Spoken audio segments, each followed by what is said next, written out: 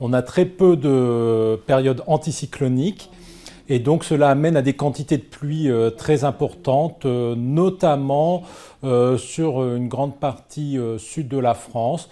Et près de la Méditerranée, on a parfois le double, voire même localement le triple de la normale du côté du Languedoc depuis le début de l'année. À Montpellier, il est tombé 440 litres d'eau au mètre carré sur la période janvier-mars.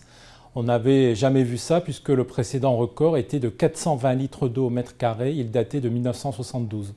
Alors l'ensoleillement est déficitaire. Alors les déficits sont souvent entre 10 et 20% sur une grande partie du pays, sauf près de la Manche, qui est à peu près dans la normale.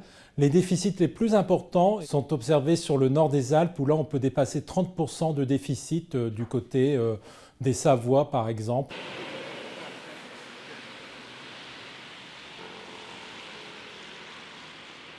Autant le mois de janvier avait été très doux, exceptionnellement doux, mais depuis le début février, donc l'humidité et la nébulosité s'accompagnent en plus de températures déficitaires. Donc cela accentue encore le ressenti désagréable.